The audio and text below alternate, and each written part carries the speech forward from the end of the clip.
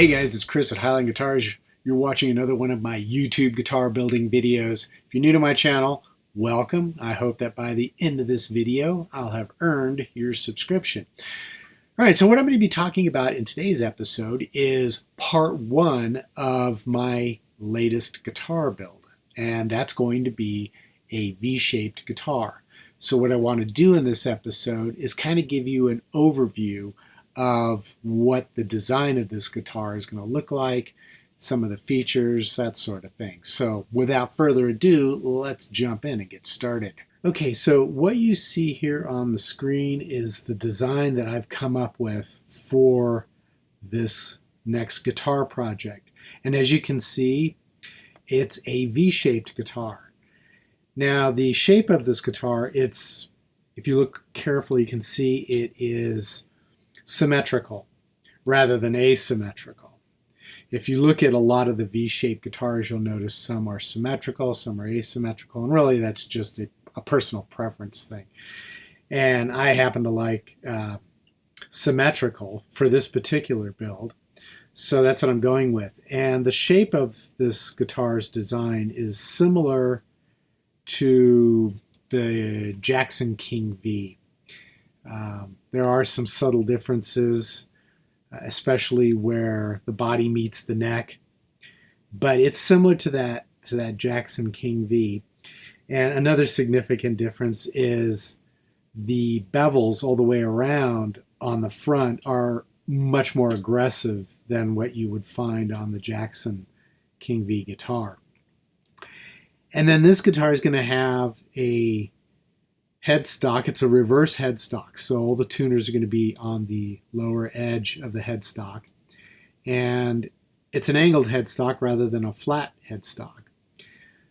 So the angle is a fairly shallow 8 degrees. Now, normally, if you look at like a Gibson Les Paul, those are anywhere from like 14 to 17 degrees. And a lot of other guitar builders will opt for anywhere between 10 and 14 degrees. But I'm going with 8 degrees on this headstock because in Truss, since this is going to be a Floyd Rose equipped guitar, as you can see, it has the Floyd Rose tremolo recessed into the body. It's going to have a locking nut. So once the strings are tuned and intonated and then locked down, the angle of the headstock really is of no concern. And I prefer a shallower angle. I just think it looks better, and they seem to be potentially less prone to damage. So that's the angle that I'm going to go with on this headstock. And then if you look closely, you will notice that there is an inlaid design on the fretboard. And if I show you this guitar in the rendered viewport, you can see there's this sort of stylized vine and rose design. And right up here at the first fret, I have a stylized rose itself that will be inlaid. And then the vine extends to the end of the fretboard with thorns that are strategically placed at the 3rd, 5th, 7th, 9th, 12th, 15th, 17th, 19th, 21st, and 24th frets. Now, of course, there'll also be markers on the side too, but on the front of the fretboard, that's what it's going to look like. And I'm thinking for now at least, the markers at the 12th fret, there's 2 thorns. Those will be in red material that matches the rose, just so that it stands out a little bit. With this design, you'll notice I'm doing a recessed Floyd Rose. I'm also going to be doing a set of EMG active humbucker pickups. I haven't decided which ones yet. Typically when I build a guitar, I make my own pickups, but I make only passive pickups. I don't make active pickups. And recently when I built that guitar for Metallica, I used the EMG Kurt Hammett set. And I was so impressed with how those pickups are installed and how they perform. I decided we're going to do that on this guitar as well. This is definitely going to be more of a shredder heavy metal guitar. So I'll be using the EMG pickups. I just have to figure out which ones I'm going to use. And that means, of course, on the back, you can see I've got the cavity for the tremolo. I've got the cavity for the controls. Then I have a cavity for the 9-volt battery that's going to be used in this guitar. And then I have a cavity for a Fender Stratocaster style jack, which will be on the back of the guitar. And I think that should be pretty cool looking. And definitely a slightly different approach to using the jack. And then as you can see, the heel where the neck meets the body is going to be carved away for easy access. Now these lines are fairly sharp on here. In truth, once I start the sanding process after the neck has been installed, these sharp edges will be rounded over to be nice and smooth and comfortable to play. So that shouldn't enter into any issues with respect to how the neck heel feels when you're playing the guitar. And this, of course, is going to be a set-in neck, not a bolt-in. It's just going to be set in, glued in, which is what I prefer for this kind of design. I could have done a neck through, but I think that this will work just fine. And I like to do the set-in necks. Once they're glued in and everything is sanded, they really look and feel great. So I don't have to worry about seams between the body halves and the neck portion. So that's not going to be an issue. Now for the neck, this is where things are going to get kind of interesting, because the neck itself is going to be a very thin neck. And offhand, I don't remember the exact dimensions, the thicknesses, but at like the first fret, it's like 3/4 of an inch thick. And then at the 12th fret, it's like just slightly thicker than 3/4 of an inch. So it's pretty thin, and that includes the fretboard. This guitar, what really is going to make it different is that it's not going to have a truss rod. I know that sounds crazy, but in tests that I've done recently, I have found that if you plan a build in a certain way using carbon fiber reinforcement rods, you really don't need a truss rod. Now, how is that accomplished? Well, for this particular design, I'm going to include 3 carbon fiber reinforcement rods. There'll be a thick one in the center and then 2 slightly thinner ones on the edge, on each side of that thicker truss or thicker carbon fiber reinforcement rod. So there'll be 3 of them in the neck. What I have learned through testing is when you do it this way, once you've strung up, tuned, and intonated the strings, they will create string tension that will force the neck into a very slight up bow so that you have a tiny amount of relief around the 8th or 9th fret. And because of those carbon fiber reinforcement rods and the way that I'm going to be installing them and the number that I'm going to be installing, I can control how much relief there's going to be in the neck. So with a set of, say, 10 gauge strings or even 9 gauge strings, the string pull tension on the neck is going to induce about 8 to 9 thousandths of an inch of relief at that 8th or 9th fret. And that's all it's going to do. It's not going to be able to pull it any further than that. Now, if I were to go with thicker gauge strings and standard tuning, it's possible that it might induce a little bit more relief. But I do think that at a certain point, those carbon fiber reinforcement rods are going to prevent the neck from bowing no matter what gauge the strings are and no matter how the strings are tuned. So I'm not really too concerned about that. in a way, you could say that with the carbon fiber reinforcement rods, it's going to actually perform as sort of an automated neck relief system, I guess. So stay tuned for that. That's going to be happening a little bit further down the road in future episodes. So that should be kind of interesting to see how this will play out. My tests have been very encouraging, and one of the advantages of not having a truss rod is a significant weight savings. And when you're using a Floyd Rose locking nut and then full-size tuning machines, that adds a lot of weight to the headstock portion of the neck anyway. So with a body that, this is the body's probably going to be somewhere in the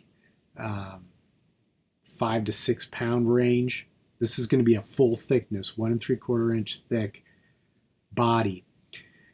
I expect that this should be fairly well balanced, but we'll see. I'm removing a lot of wood for the control cavity, the spring, or the tremolo cavity, the battery box, and the jack.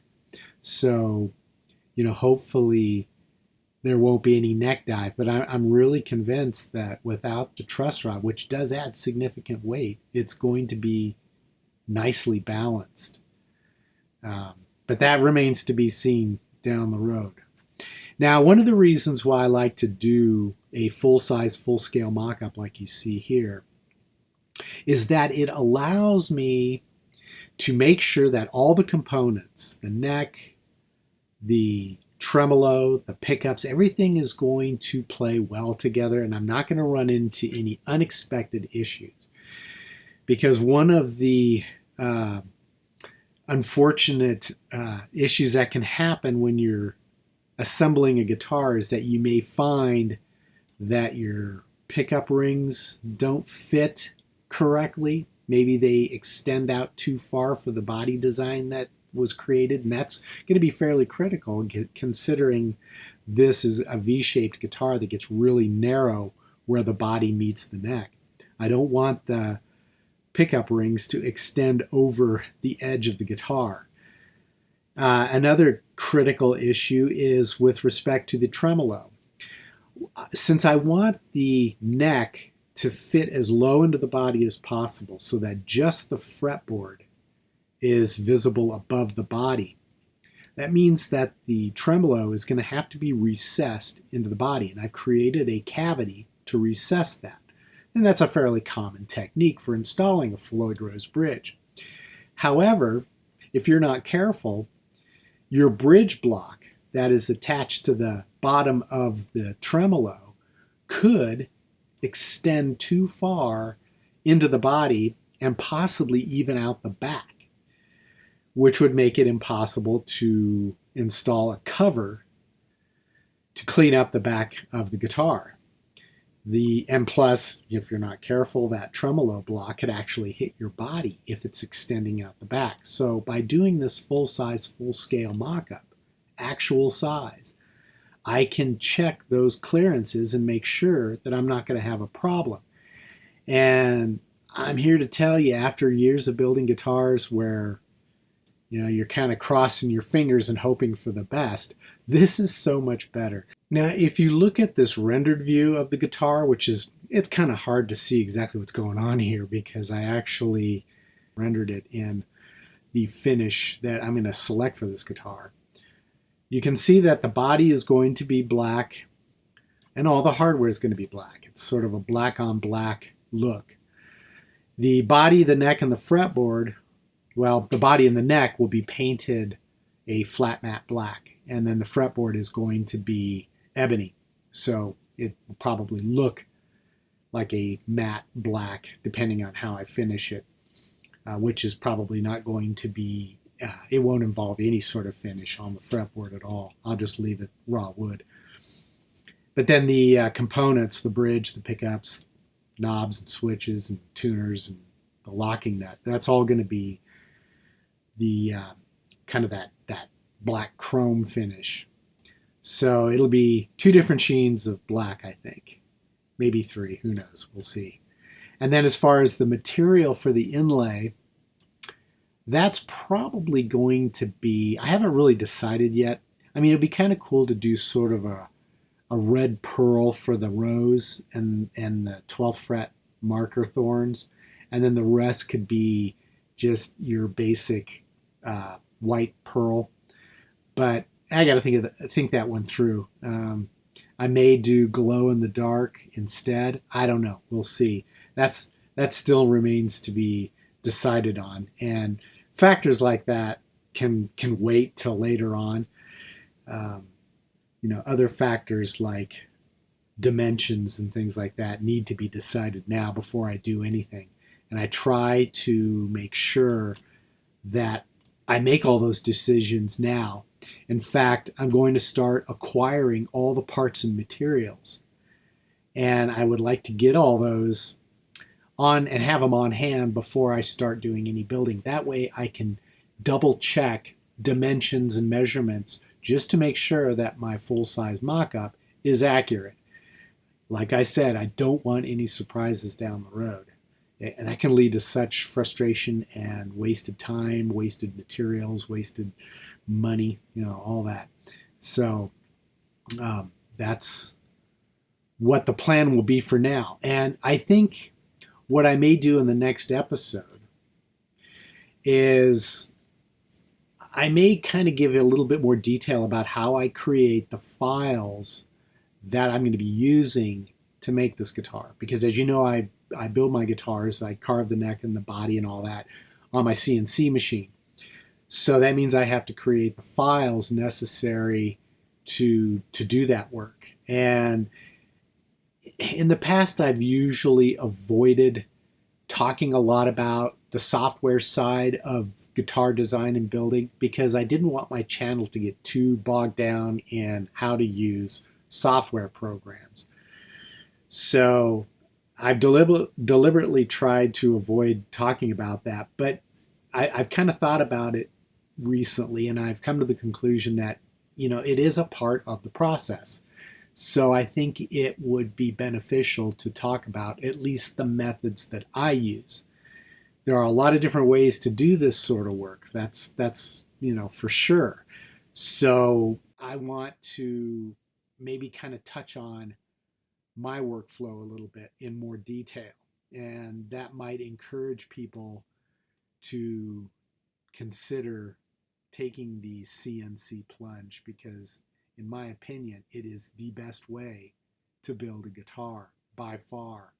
And I can say that because I have built guitars by hand. I did that for the first almost 15 years that I was building guitars. For the last 5 years, I've been using CNC. And if my CNC, if for some reason I couldn't do the CNC anymore, for some reason, I just wouldn't build any more guitars. I'm just not going to go back to the hand building approach. It's